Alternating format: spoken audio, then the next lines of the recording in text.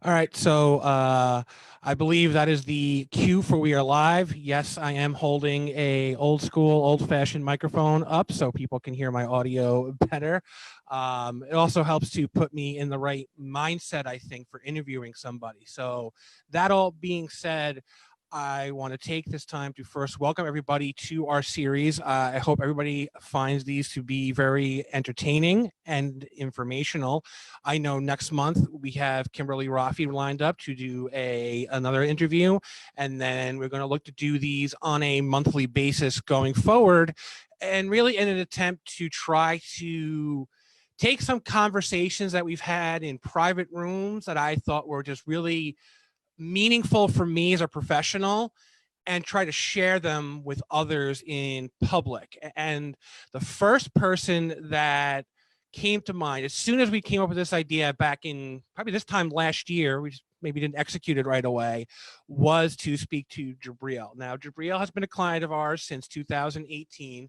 He is the founding CEO of Acutis Diagnostics, located in both Northport and now Hicksville, New York, lest we forget that. When I first met Jibreel, they were starting to work on more clinical toxicology testing, and then over time have pivoted now to an infectious disease testing in their business. And watching their growth and their transformation has just been, it's been awesome from an outsider's perspective. So that all being said, Jibreel, why don't you just give us yourself a 30-second background that I might have missed on Acutis that you want to let the world know about when it comes to your goals and your mission and kind of just the company that you are. Sure, absolutely. Well, thank you so much, Ed. I love this chance you're giving me to be your first guest, and I love the microphone even more. I wish I had one. Acutis is— Thank you. You got it. I often describe Acutis if we were to equate it to the supermarket world, you would have on one end the Stop and Shops who have the supermarket with lots of different products on their shelves, and they're fairly standard products. So that would equate to a Quest or LabCorp, lots of FDA approved and standard products. On the very far end would be a number of more what you would see at mom and pop shops, the local grocery stores. We would define ourselves as the Trader Joe's of the laboratory world. We've chosen particular categories, areas that we want to specialize in, where we want to be known as a go-to laboratory diagnostics for those. And as you described, right now, one of the specialty areas that's keeping us extremely busy given the national pandemic is our infectious disease specialty. As a laboratory, we focus on products that can have an immediate patient impact. So tests where there is a pressing need and a quote unquote market for, but we also spend a good amount of time on research and development. These are things that are going to have a longer runway where we're putting in the time and energy and are extremely excited about. So in any one moment, we think about the production side of the business and what we're doing in the moment, such as now, to make sure that we're able to provide results in a timely manner with quality. But we also think quite a bit about what we need to be doing 2 years from now. What are the emerging challenges and opportunities that we need to be thinking about? And that's the balance that, as quote unquote, the Trader Joe's of the diagnostic world, that we carry for ourselves. So you call yourself a Trader Joe's, and I myself am a Trader Joe's fan. I really do like that analogy. You know, your background isn't necessarily in the medical sector to start, but you went into that area. You want to give me just a little bit of what your mindset was and what you were thinking? You know, that Trader Joe's analogy was great. You know, is there something there elsewise that made you really want to go into this space? Yeah, you're right. My background is not in the diagnostic space. In fact, the very first lab that I walked into is the lab that I co-founded. which is Acutis. My background is in financial services and in banking.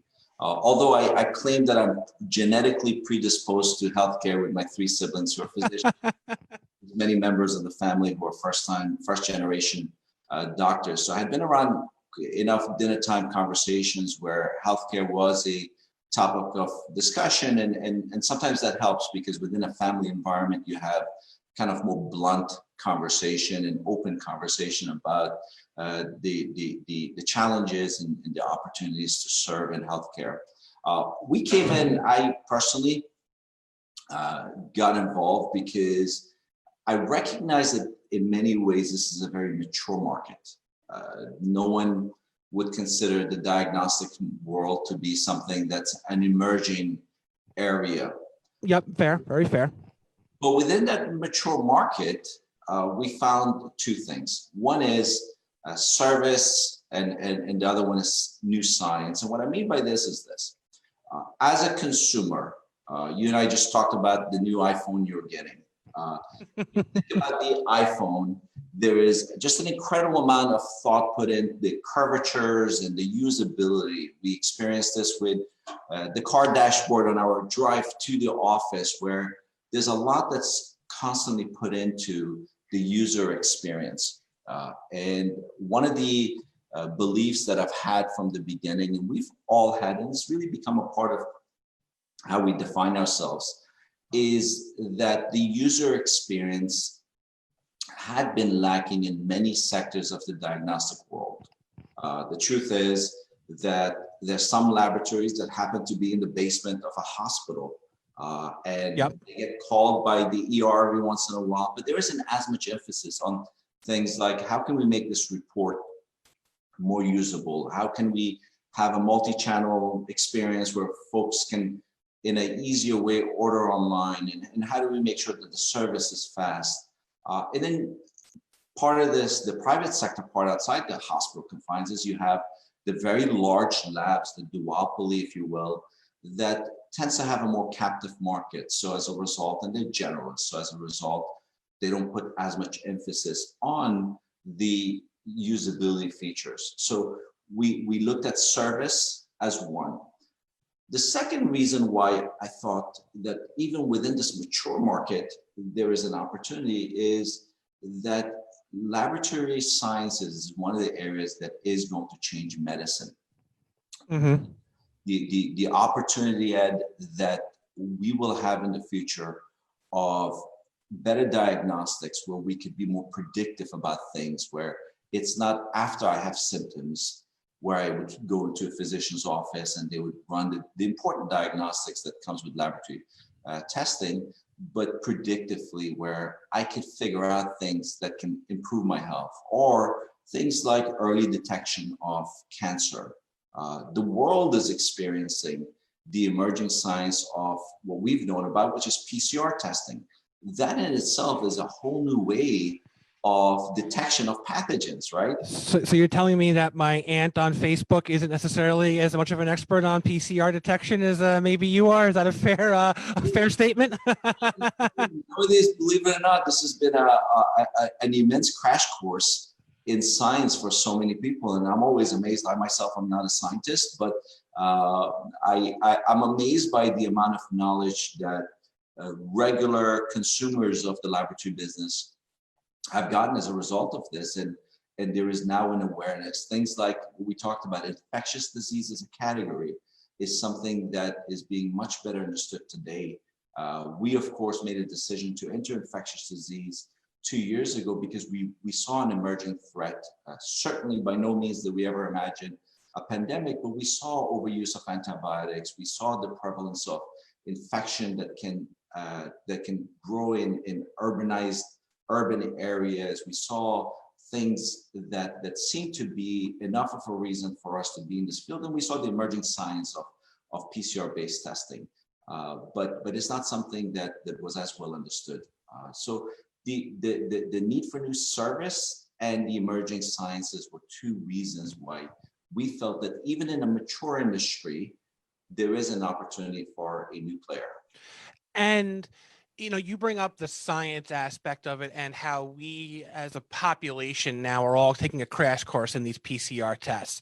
And I think one thing that I find very interesting for many people is they have maybe not been exposed to the quote unquote scientific method of how these things are done, right? Where there's hypothesis and testing, and you learn new things all the time. For the better part of my lifetime, your lifetime, medical was more or less something that had straight linear answers because we haven't faced a new threat like that. And I think with COVID, we're seeing a lot of people having their first foray into the scientific method. And I think that's just interesting to watch as a whole. I mean, you've experienced it now for a few years when you went through the R&D side of this, but everybody's general foray to it now. How do you feel people are overall taking away from it, and what are they learning from it? Yeah, it's been amazing. I have what I consider the best job in the world because I work with a lot of highly intelligent professionals and scientists who educate me on a daily basis on the rigors of that scientific process. I think as we all saw that there was a certain amount of frustration in the early stages about questions such as, well, why can't we really understand how long an infection lasts on a surface, and why can't we get things done faster? And of course, we have all been introduced to that scientific process. Just this morning, one of my colleagues circulated a study that was done on how long the virus can stand on skin. Now, this was one of if you recall, the process started with the idea of washing hands. Oh, yeah. This was one of the most credible studies that I've seen to date, which showed that actually the virus can sustain itself on human skin for up to 9 hours. Wow. Okay. It took a good since March for us to have that kind of analysis. And of course, the scientists had always taken a position on this early on, but the scientific method takes time. And now, of course, we all are going to confront that decision in the most intimate way when we take our kids to the physician and we make that decision to take a vaccine. There's going to be a lot of trust that we will place on that scientific process and the integrity of it. We will talk about later on, I hope, about New York and what that's meant. But as a laboratory, most of our tests are laboratory developed tests. A lot of that is the integrity that we feel we need to have in applying that scientific method and making sure that any test that we provide is one that's gone through the rigors, because at the end of the day, lives will always be at stake. And having seen firsthand just your team and your company's just general operating ability, it gives me as a healthcare consumer a lot of relief to know that there are people like you and your team out there doing these things for us, because you are taking this as serious as possible. And I know from just other conversations we've had that the only person who might have worked more than me this year is you. And I think, knowing that, you and your team are doing that you are doing the lab, in that manner that you did, it's great to know that I at least have a anecdotal story of a lab process that I can trust, and I know it's legit through and through. And I think that gives a lot of relief to a lot of people, that most of us are going to be able to know someone somewhere that's involved in this process and just how serious and how professionally they're taking it. Thank you, Ed. You are one of the hardest working guys I know, so I question whether I've worked harder. So, we talked a bit about the scientific method, but one of the conversations that you and I have had in the past, and as we kind of walked up to doing this, was a lot of businesses are all built on, and you hit on a little bit about being on service and, how it is. So, you came from financial services, but what, and you said your family was there. What gave you that confidence that you knew this was something you could do? It's a good question. And it's interesting because on my drive home or to the office, as I drive on Old Country Road or Jericho Turnpike, I see a lot of businesses, and for me in my mind, there's a constant running thought of how these businesses are doing at the current moment, and how they will do 4 or 5 years from now. I tend to be a bit of admittedly a bit of a junkie when it comes to these things. Over time, I've personally reached the conclusion that the building blocks for all businesses tend to be very similar.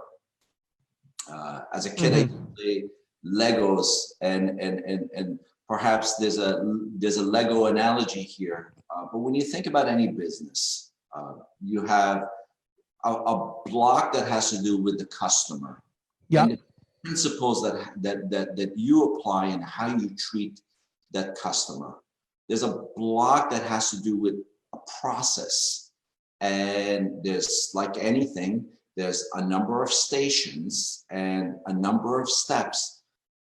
And those steps can be different, but there's a process. There's a block that has to do with people, and there's a block that has to do with technology. Those building blocks are oftentimes very, very similar. So as a laboratory, the guiding principle of how we treat our customers is where I started the conversation with you today, Ed. With service, yeah, and that's service and the idea of being service-minded. I could have just as well been talking about a restaurant, Ed, today. And we could have been talking about how in the end, we defined service in a special way and how we treated our customers from the time they entered the restaurant to the time that they left, and to engage that whole user experience in a way in which the customer feels happy. I happen to have applied that in a laboratory setting.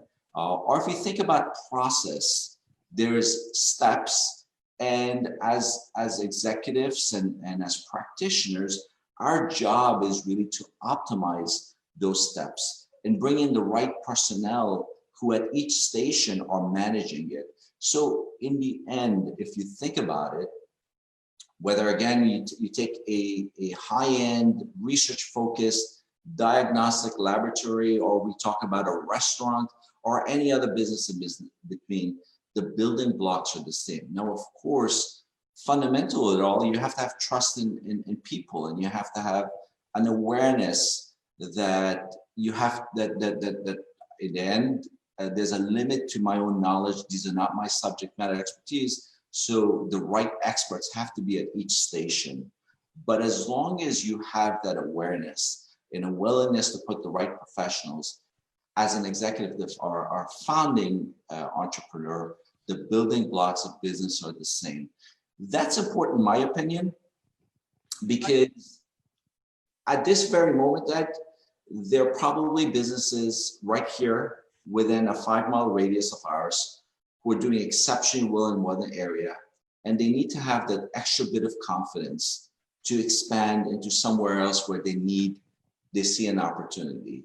That's important because at this very moment, there might be someone who is a prolific scientist who has now an opportunity to turn their science into a product.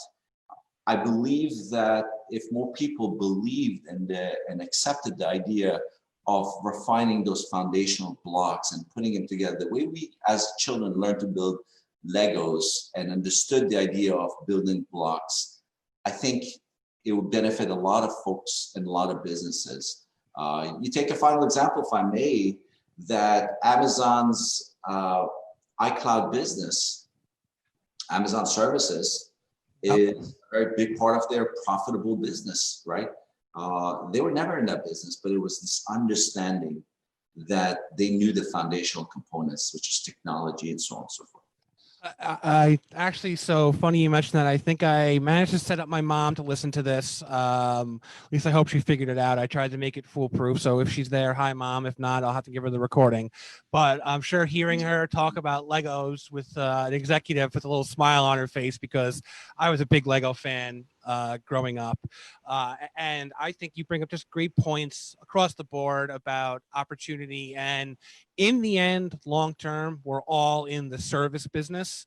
Even if you're selling something, you're still in the service business in the end. And I always tell my staff that whenever we talk about something, to say, hey, we are accountants, we provide accounting, but accounting services and the customer experience is sometimes, what we need to think about more than anything else. The advice is the advice, and we want to make sure that we give the best advice possible, but how we give it, what we give, when we give, all of that really matters.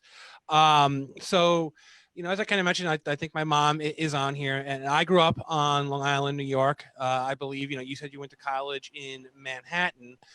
Why don't you give me a little bit of background of why you set up Acutis in Long Island, and what, you really have to, offer the area, and what's so great about the area itself? Gosh, I wish I could give you a better answer on that, but the best I could do right now is that I live in Long Island. I happen to live here, and it just made a lot more sense to start the business closer to where I live, just very openly. Long Island is a tough place to start a business. Absolutely. And very openly, New York is a very tough place to operate a diagnostic firm, just for many reasons. So had I done the strategic thinking and the charts and the graphs, I doubt that any of that would have amounted to New York or Long Island. As much as I love New York, this is my home, and I hope that always remains my home. As much as I take a lot of pride in being a New Yorker, and I wouldn't want to live anywhere else, it is not the most ideal. But we saw, as we've grown as a company, my own thinking on this has matured as well. Mm-hmm. The fact is that, yes, on the one hand, the cost of living is high in Long Island, so it's tougher to have an employment-based move here. Transportation is challenging. But on the other hand, what we saw over years is, one, that when you do employ someone in a market like Long Island, they become less transient as a result. They're more committed to it because they found a certain lifestyle, they found an arrangement, and it works for them, and they're willing they're more committed to it. Whereas folks who commute into Manhattan, for example, may be there, and as we've seen at the, when a challenge push comes to shove, it's easier for them to then move on to another locality where they could find a job. It's a less transient and more committed folks that we found. Second is we've also seen, and I think society has seen, a change in millennial thinking. Mm-hmm. We as a company we've embraced this thinking. Millennials, unlike my generation, where we graduated from college, and I'm not a baby boomer. I think you're technically in Gen X, Jibreel, but I'll leave your determination to that to be the final one. But in our generation, we were looking for that. Let's go into Manhattan, get a job, get a mortgage, and so on and so forth. But millennials think differently. Millennials see through that, and they want to have the convenience. They love the idea of being in a place where they're not encumbered by exorbitant rents, such as what they would see in markets like Brooklyn or Manhattan. They love the idea of a suburban backdrop, to be able to drive when they need to. They're much more mission-driven, where they want to see a company that they believe in, and they question the integrity of the company that they work for, and they question the ethics of the company that they work for. And as long as they see that, they're willing to be on board. So what we saw in the challenges of being in a place that didn't seem on the surface to be the best place, we saw tremendous opportunity. And similar to that, I talked about New York regulation. The truth is, New York as a laboratory is highly regulated. And while that can be a challenge, we saw in that an opportunity to adopt a standard of testing and a standard of scientific integrity that's well above what some of our peers may be held up to. And as a result of that, we can identify with quality, we can identify with doing things that achieve the highest level of scientific rigor. And so that's my own takeaway is from what you said is that there was no good reason, but we found a reason within the challenges that we came across being in. So to almost sum it up, you can say the great Frank Sinatra quote that if you can make it here, you can make it anywhere still holds true, even, 50, 60 years later. And that old adage of iron sharpens iron, that what, a regulatory environment that required you to do certain things a certain way was difficult at first, but I think long term probably leads to some of the successes that you're seeing today. Yeah, I mean that's a quote that will live on forever, and we love Frank Sinatra for it. I mean, you've had as a firm, I know that a lot of your activity is in New York as well. How do you feel about being domiciled here? So, again, like you, I simply, where I live is Long Island, New York. I went to Smithtown High School. I went to, a state school in New York, came back to Long Island afterwards, and I've been around ever since. And as a quote unquote millennial, I do fit into that time range. A lot of what you say resonates with me. Now, I'm one of the earlier millennials, so maybe I don't quite have all of the traits that sometimes drive executives like yourself crazy. But I have always liked the convenience of it. I've liked just the familiarity of it, the sense of community that is on here, the sense of pride, and the competitive nature of it too. I think maybe as a group, we as Long Islanders expect more of ourselves. And I think as a result of that, that makes us all better. That rising tide lifts up the ships of everybody. Right. Right. And I've just being firsthand a client of your organization. I think the idea of we all live within the same communities, even though we don't live within the same physical communities, but it builds that spirit. And I feel very much that a lot of our work, we benefit, and a lot of the work that you provide, we benefit from that sense of extra bit of support that you afford us. I think there is one of the challenges is having started my own career at PricewaterhouseCoopers. One of the challenge is a bit of a misconception that if you're in marketing, you have to have a Madison Avenue address. If you're in technology, you have to have a Silicon Valley or a Silicon Alley address. And if you're in financial services, you must have a Park Avenue headquarters. I think the trend is moving against that. We've certainly seen as someone who had been in the trenches at PricewaterhouseCoopers and has worked with different accounting firms. I can frankly say that what we get from your organization is above what I would have gotten. The personal touch and the expertise is incredible. Aside from you being just no, please go on. Continue. Please continue. In the rules of tax and everything, which you really need to find a hobby, Ed. But I think that one of the things that society is coming to is whether you're is the idea that there is this moving of expertise, relocation, or this of expertise into markets where it just naturally makes more sense, and you don't have to have that particular address to qualify you, but you could eventually shine through the merits of your work in a much better way. That's what's afforded us. So while we're on the topic of address, you are a New York-based lab. Obviously, the biggest story of 2020 has been COVID, for better or for worse. But I know you've told me this, and I've seen just by kind of, helping your organization with certain things, that you perform the highest number of COVID samples in New York.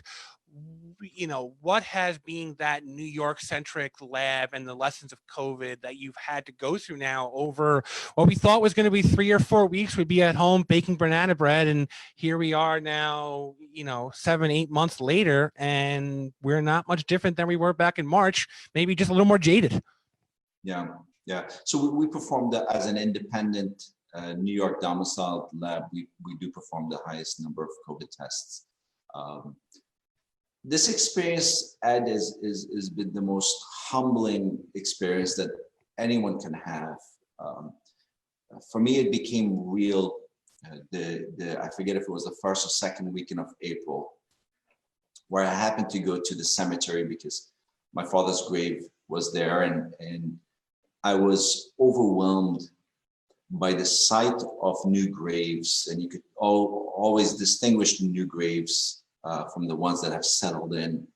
A lot of the statistics that we were all experiencing in New York during March and early April were numbers that were flying across our screens and on the TV, but there was nothing like the experience of seeing it firsthand in the cemetery, where I saw the impact and the unusual amount of activity on a Sunday morning. It was around 7:30, 8 o'clock, actually, on a Sunday morning, and the unusual activity that happened.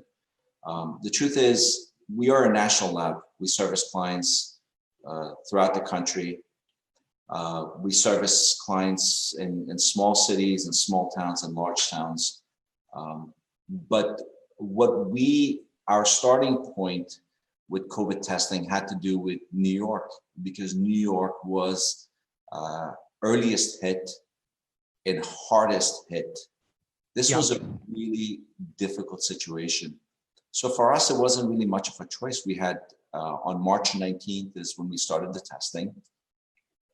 There was just no testing available. There were people who were being turned away, and nursing homes where people were dying. There was a time where police officers were showing up at our door asking if we could test them or if we could accept their samples. There were evenings where nursing home owners were driving late into the night saying, "Can I please drop off my samples?" March and April was a very, very different time.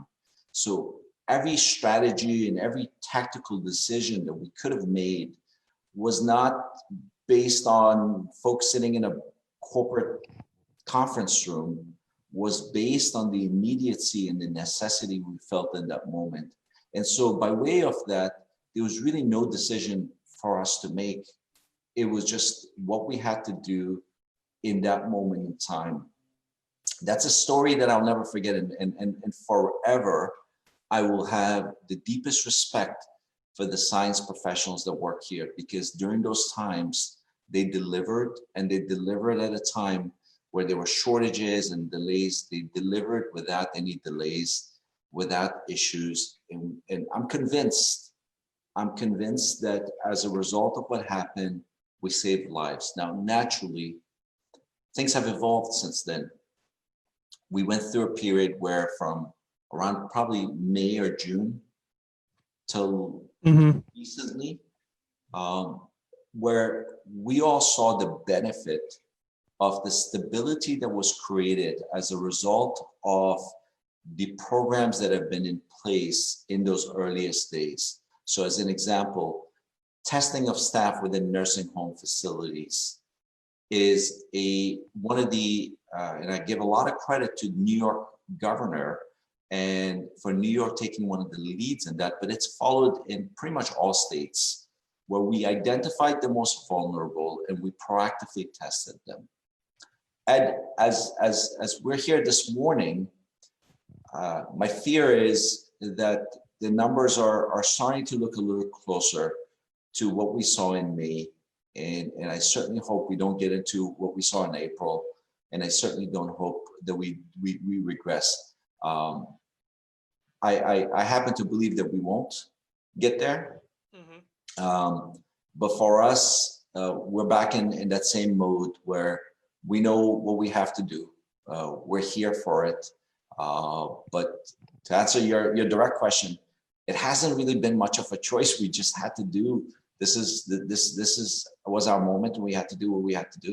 Yeah, it definitely was your moment, and I'll distinctly remember, speaking with you on Saturdays and Sundays during the early part of this, because on top of having to do the clinical side, you also had a business to take care of as well. And we had to, I think as both your advisor and I think as a human and as a New Yorker, we had to make sure that you guys were around for the long term because you were doing something that needed to be done for us. So, I had no issue, and I remember, trying to light my barbecue with you on speakerphone next to me, going, "Man, I hope he's not hearing me hit the lighter while I'm trying to get the grill going." So, you were. You were a great resource then to speak to because you had a lot of the medical insight, but you also were someone that experienced a lot of new things when it came to that. And I think it's a good segue into. I wanted to ask you a question, Ed, if I'm Yes. before you segue. You've you're right. You were an incredible support to us, and there was a period of time where it took, in the earliest days, it took the guidance and the support that your organization provided, along with many other people, that helped us push forward. But you also have a unique vantage point.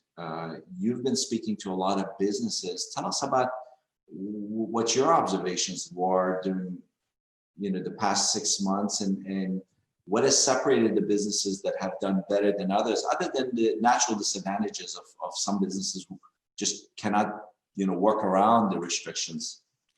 So one thing I will maintain is I'd like to think nearly every business that I've been lucky enough to work with, for a multitude of reasons, is going to come out stronger on the other end of this because it gave a resilience and a resolve that I don't know many people have ever had to tap into. And I never wish this to happen to anybody ever at any point for health reasons and otherwise, but many people were spending sleepless nights having to think, okay, what happens next? Does the business go under? How do I make my next payroll? Because back in that March, April timeframe, we just, I distinctly remember, and you can call this story out as glad handing or whatever you want, but the first 2 weeks of this pandemic, sitting at home, and we'd all have appointment television every day at noon, watching the Bachelor Cuomo go over his stats and just seeing it rising and rising, and then thinking about we're closing this, and you'd see these healthcare workers that were just sacrificing everything to keep people, alive and healthy. And I'm sitting there trying to do tax returns and this and that, and there was a big sense of helplessness that came across. And then when these programs started to come around, when I saw that opportunity to help people and help businesses, I wanted to be that guy right away and say, this is what I can give back to my community, to Long Island, to New York. What can I do to help everybody? And that's when we started getting deep into those stimulus programs, hosting webinars. I learned that I love hearing myself speak, so webinars made a lot of sense for me. But to that end, I think a lot of businesses are going to come out a lot stronger here. And I think back to, what was up until now, the defining economic moment of my generation, 2007, 2008, 2009. And we look at some of the largest companies in the game today, and a lot of them started and or made their bones during that time period because they had to be resilient and they had to learn a lot about themselves, about their teams, and about business as a whole. And I think we're going to hopefully see a similar item here where that next Netflix or that next Uber or that next Acutis is going to come up as a result of all of this, because I think there's a new confidence a lot of people are going to have going forward that, hey, not only did I survive this, some people, they managed to completely pivot and transform to where they're growing their business or doing other things. And I think that hidden strength was just crucial for everybody. It makes a lot of sense. I recall in financial services, you always would have an event that would be used for future work as a test of can we withstand it, whether it was the Russian ruble crisis or the Asian crisis, financial crisis of 1997. But you would always look at your own situation and say, well, how would I fare under that? And now the world has an ability to to gauge based on their response and learnings from the pandemic. How has Main Street done? I know that some of the businesses that are perhaps a little bit better funded or perhaps have outside partnerships may have done differently than folks who are the small business owners. What's your impression of that? Oh, absolutely. And I don't want to make it sound like people are not struggling right now, because that's certainly not the case, but rather, and I think Ken's going to be sitting there laughing as he's listening to this. Ken's the eternal optimist. I usually play the role of pessimist a little more. That's just kind of my, a lot of times it's devil's advocate, but sometimes maybe I'm just a pessimist. Point being that I try to look at this as a positive as I can right now. And that's the point I was trying to make. But yes, there are certain businesses on Main Street that are still suffering. You know, I work with a group of restaurants that are trying to survive during this. And it's incredibly difficult for them. But I've also watched them say, hey, what can we do to survive? Oh, let's go to takeout. Let's do this. Let's do that. And I think they, as a whole, when they get past all of this, are going to be stronger for that. You know, I'm not going to say every business is ever going to survive this. There's going to be some that I think we haven't fully seen their impact yet, just because it's still, I mean, 7 months isn't grand scheme that long of time. It isn't even a full tax year yet. You know, we still haven't even filed the tax returns for these guys yet. So we'll see where it goes. You know, we do a lot of work in the nonprofit sector. You know, we're seeing them get hit extremely hard. I think at first you had that, you know, whenever you have an event like this, you have that immediate groundswell of, oh, I need to do something locally in my community to make a difference. Let me maybe increase my giving or whatever. And then as you kind of get complacent, maybe you forget about those. So we see that in the nonprofit sectors here and there. You know, some of our government service sector that we do work in, you know, some of the government payers are slowing down and or making it more difficult for these people. So I don't want to say that the troubles are behind us. They're certainly not. I don't want to say that no one's business is not in trouble, because I think everybody at some point or another has been in trouble this year. But I think as a global picture as a whole, we're going to survive this and we're going to be stronger and better for it. Yep. That's great. Thank you. Thank you. So those were, you know, and I had to give full disclosure here. Jibreel and I spoke late last week kind of about where we wanted to go with this.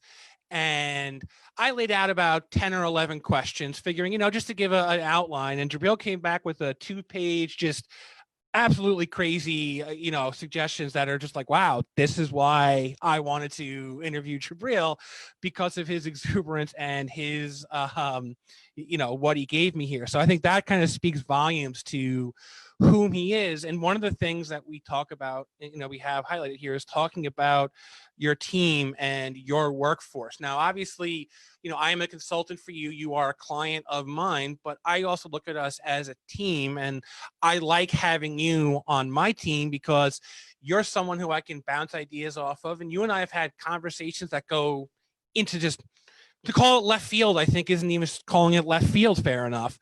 But, you know, I consider you part of my team and part of the workforce and my overall network. What do you value most about your workforce, and why? You know, the people that, you know, work at Acutis, what about them, you know, is, as the executive, as the CEO, what do you value on them? We happen to have a team where over 70% of our staff are millennials. We also happen to have a team that has just about over 70% female scientists. The team is diverse in many ways based on backgrounds and perspectives. And I think that for me, what the quality that I've loved the most is just that. It's embracing everything that millennials can bring to the workforce. It's understanding that we're not going to fit them into the mold of what it was like when I was an associate in a new training program, but what we're going to define an experience and a work experience that ultimately was what would motivate them and what would bring out the best in them.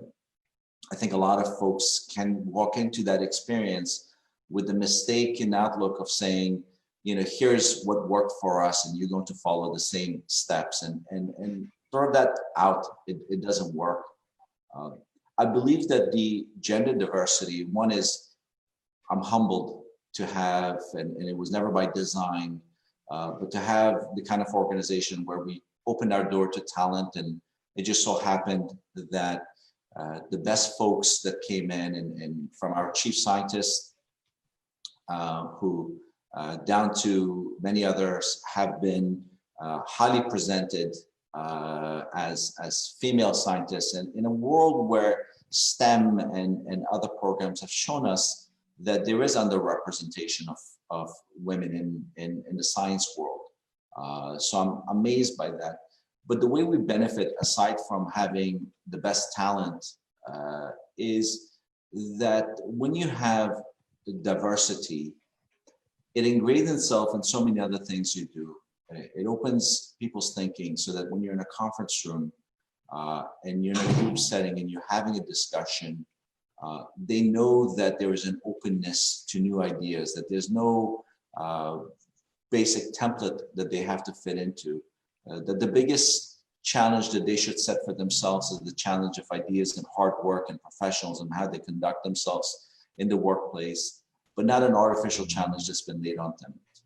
Everything I say in full openness is, while we can take pride about what we've achieved, I consider culture to be like produce in a supermarket shelf. I'm sorry for the supermarket analogies. Did you go grocery shopping this weekend? Is that where you were thinking about this? But like produce, it can go bad really quickly.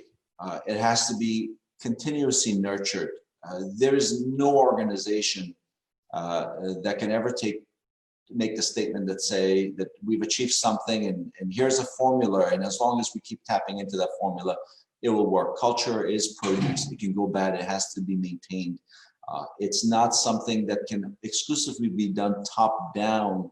It has to be as much of a bottom up experience where the next hire has to carry that baton and has to be the person who now continues that way of thinking. And there has to be an openness of times where you look at yourself and you say, you know, we got that wrong, and we have to be honest about it. And irrespective of your role in the organization, you have to be able to say, hey, I screwed that one up, but we're gonna fix it. And of course, the biggest challenge to our own culture is that we've been in an environment where we've had to work under very challenging circumstances. When the world ran away and said, hey, we're gonna have to work from home and do other things for all the right reasons, we had no choice but to run back into office. We had no choice but to work the longer hours and to work into the weekends. And all those things, while everyone is excited by the opportunity to do the right thing, all those things can put a stressor on any culture. But it is because of what we created that you know, what I love the most is that identity, is that we've been able to keep it together.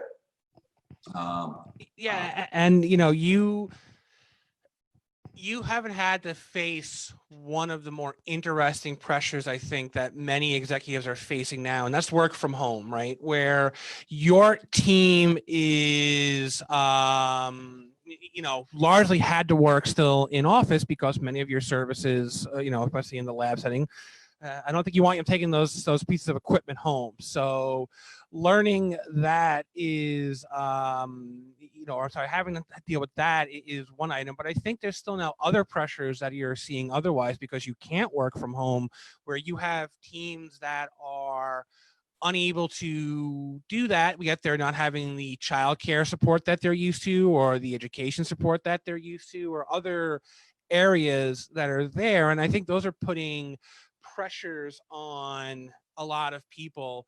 You know, what are you doing just personally as an executive to keep your team motivated?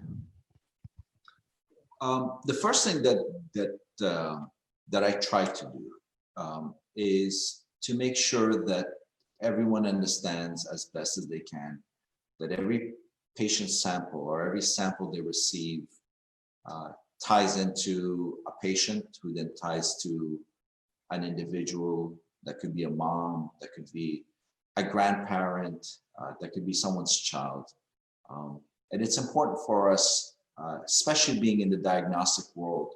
I think some of our peers who are in the front lines of an emergency room setting or an urgent care facility, they get to visualize the patient in a much better way than we do. So my own responsibility has been to make sure that as much as I can, I exhibit that. The second thing is that as an organization, we have to allow ourselves the moments.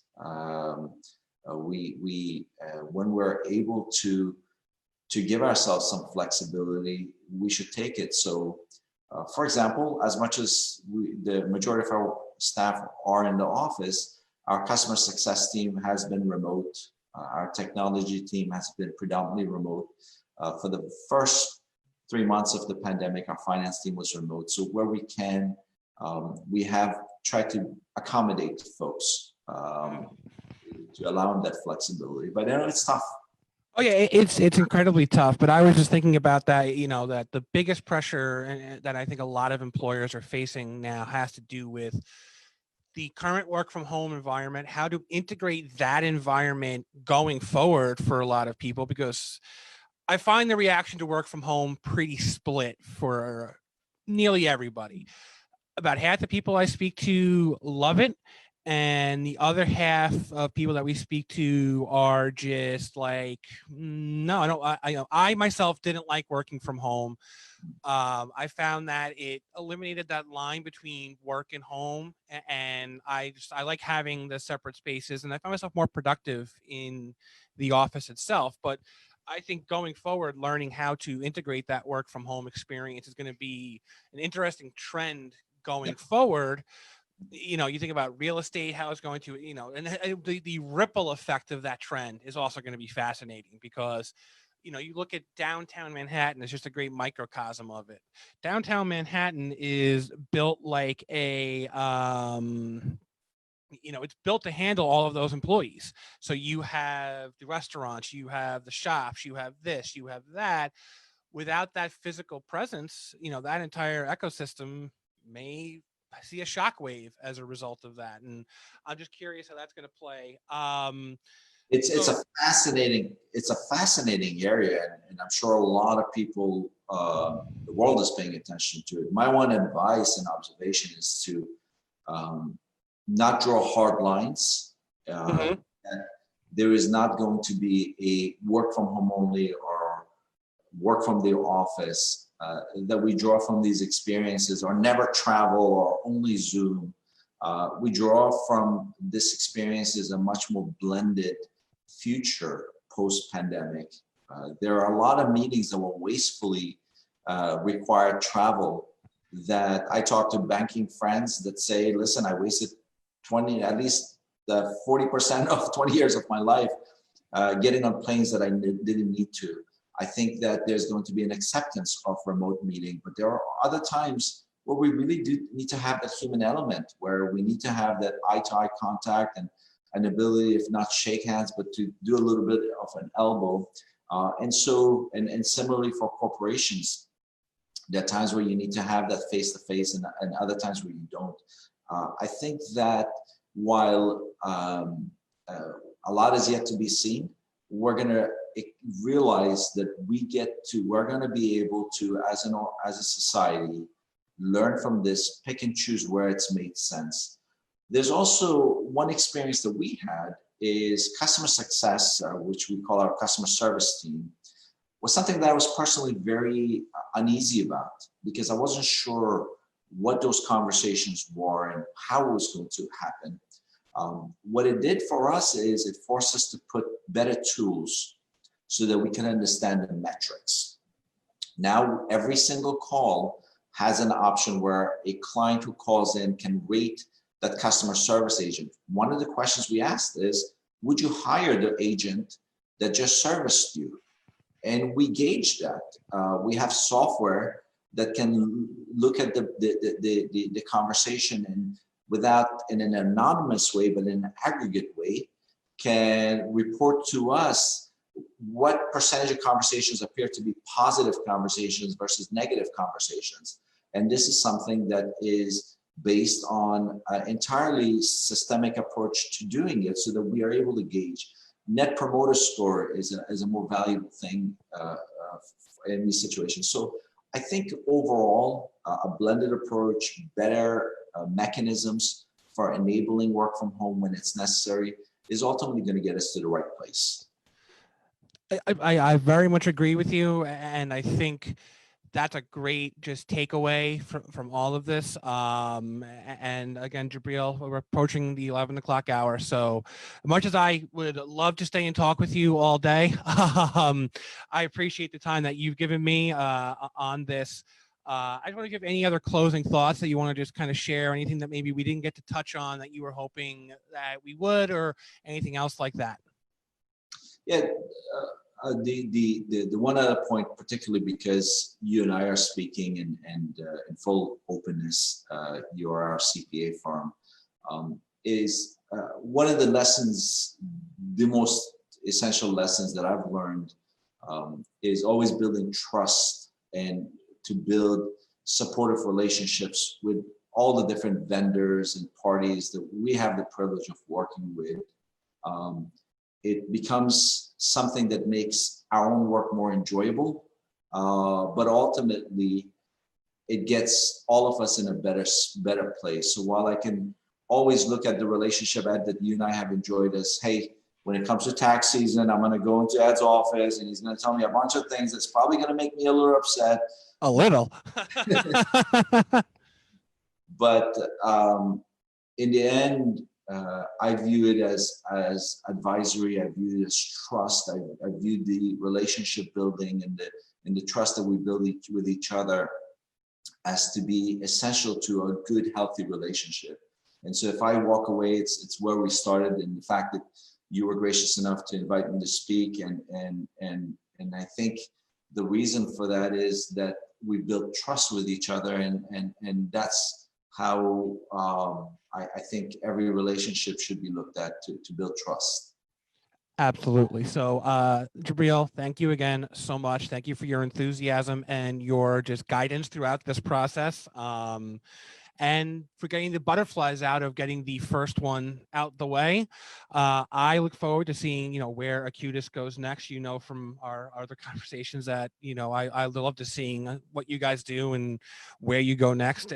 And I think from everybody that's going to listen to this now going forward, we all just want to say thank you for you being you and having an operation in place that can help us meet the challenges that we are facing globally as a whole. So just thank you for that as well, too.